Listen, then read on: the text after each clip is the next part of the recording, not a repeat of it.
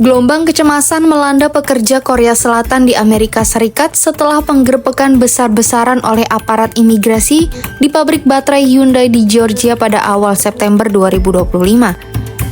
Akibat razia tersebut, sejumlah teknisi asal Korsel memilih bertahan di hotel atau rumah dan tidak masuk kerja.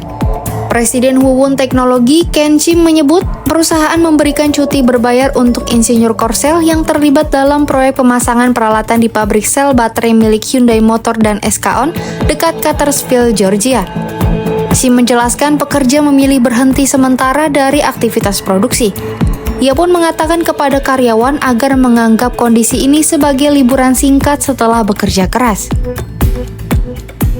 Sebelumnya, aparat imigrasi dan bea cukai AS atau ICE menangkap ratusan pekerja termasuk lebih dari 300 warga negara Korea Selatan di pabrik Hyundai LG di Georgia. Mereka diduga melanggar izin kerja meski mengantongi visa terbatas untuk pelatihan dan pemasangan mesin. Setelah insiden itu, sebagian pekerja sudah dipulangkan ke Korsel setelah tekanan diplomatik. Namun kejadian ini membuat teknisi asing lainnya was-was dan memilih menjauhi lokasi kerja. SK On bahkan menyerahkan pemegang visa untuk menunggu sampai ada kejelasan hukum. Para pekerja juga dibuat resah setelah muncul kabar bahwa agen imigrasi menanyai orang di sejumlah pusat perbelanjaan dan toko bahan makanan Asia. Hal itu pun menambah kekhawatiran pekerja asing. Chim lantas mengingatkan pekerjanya untuk selalu membawa paspor dan dokumen visa resmi.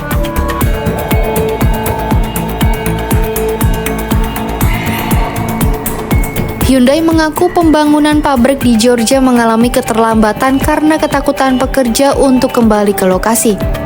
Proyek lain juga dipandang rentan mengingat masih bergantung pada teknisi asing untuk melatih pekerja lokal.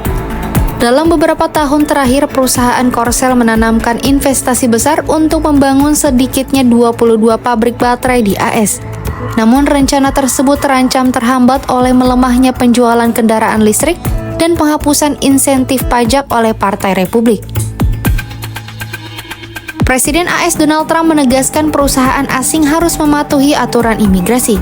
Namun, ia juga mengakui bahwa negara masih membutuhkan pekerja asing berketerampilan untuk melatih warga Amerika dalam hal teknologi canggih. Sementara Presiden LG Amerika Utara Bob Lee mengatakan pembangunan pabrik tetap berjalan tanpa teknisi asing. Ia menilai kondisi ini masih bisa dikelola dan tidak sepenuhnya menghentikan operasi di Detroit.